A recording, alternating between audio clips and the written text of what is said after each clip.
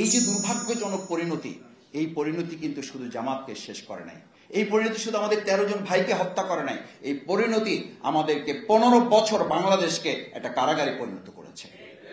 সুতরাং আমরা যদি আবার কেউ মনে করি যে ব্যক্তিগতভাবে শফিকুল ইসলাম মাসুদ শুধু জিতবে, ব্যক্তিগতভাবে শুধু সাদিক কায়েম জিতবে, ব্যক্তিগতভাবে শুধু আমাদের জনাব রুহুল কবির রিজভী ভাই জিততে চান, শুধু মুজিবুর রহমান মঞ্জু ভাই জিততে চান, শুধু আদিবরা জিততে চায়, তাহলে আমাদেরকে মনে করতে হবে ব্যক্তি জিতে যাবে, বাংলাদেশ হেরে যাবে। আর আমাদেরকে সিদ্ধান্ত নিতে হবে এবার ব্যক্তি হেরে গেলেও আমরা আমাদের বাংলাদেশকে বিজয় করে ছাড়ব। এই বিজয় দ্বার প্রান্তে পৌঁছার জন্য 2006 সালের 28 অক্টোবর আমাদের জন্য অনেক বড় একটা ইতিহাস। আসুন 2024 সালের এবং 2006 সালের এই যে পরম্পরার ঘটনা, এই প্রত্যেক ঘটনা আমাদের জন্য এক একটা শিক্ষা। সেই শিক্ষাকে সামনে রেখে আমি আদিব ভাইয়ের একটা কথা তিনি রেখে গেছেন, জামাত ইসলামী সেই -2 ফর্মুলায় কি ভূমিকা রেখেছে। আমাদের নেতৃবৃন্দকে গ্রেপ্তার করা হয়েছে, আমাদের নেতৃবৃন্দ শুধু গ্রেপ্তার করা হয় না, গ্রেপ্তার করে মগবাজার থেকে তাদের জায়গায় পৌঁছাতে 14 ঘন্টা সময় লেগেছে।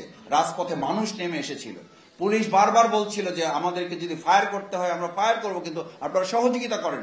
লোকজন ফায়ারের মুখে থেকেছে, কিন্তু তাদেরকে রাস্তা তৈরি করে দেওয়ার একটা পর্যায়ে 14 ঘন্টা লেগেছে মগবাজার থেকে তাদের সংসদ ভবনে আসার জন্য।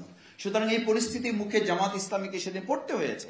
আমরা এই সমস্ত পরিস্থিতি মোকাবেলা করেছি। আমরা বলেছি রাজনীতির উপর আঘাত, রাজনৈতিক নেতৃবৃন্দের উপর আঘাত, বাংলাদেশের উপর আঘাতেরই সামিল। সুতরাং জাতীয় ঐক্যের এই প্রাচীর যদি নির্মাণ করা সেদিনও সম্ভব হতো, আমার মন বলে 15 বছর বাংলাদেশকে কারাগারে হয়তো পরিণত নাও করতে হইতে পারত।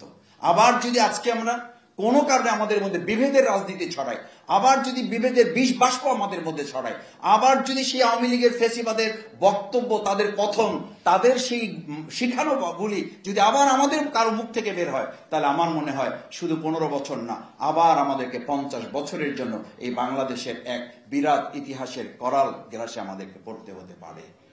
সেই জায়গায় আসুন আমরা সবাই মিলে সচেতনতার সাথে, রাজনৈতিক জায়গায় আমাদের ভিন্নতা থাকুক, আমরা যেন দেশকে ধারণ করতে পারি, আমরা যেন দেশের স্বাধীনতা সার্বভৌমত্বকে ধারণ করতে পারি, আমরা যেন আমাদের প্রিয় দেশের জনগণের সম্মান মর্যাদাকে ধারণ করতে পারি। আমি শুধু ডাকসুকে একটা অনুরোধ করে আমার কথা শেষ করতে চাই।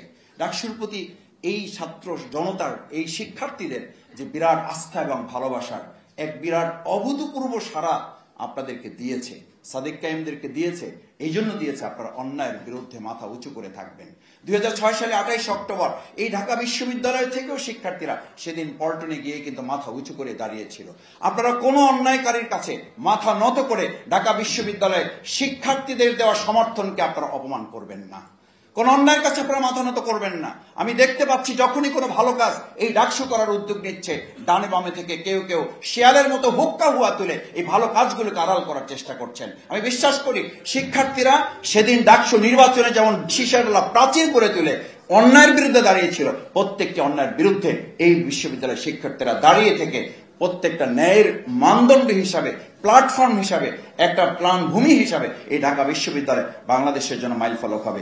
সেই প্রত্যাশা, সেই আহ্বান ডাকসুর প্রতি রেখে, শিক্ষার্থীদের প্রতি রেখে এবং আমার শ্রদ্ধাভাজন শিক্ষক মন্ডলী যারা আছেন, আমরা সবাই মিলে আমাদের এই দেশটাকে গড়ে তুলব।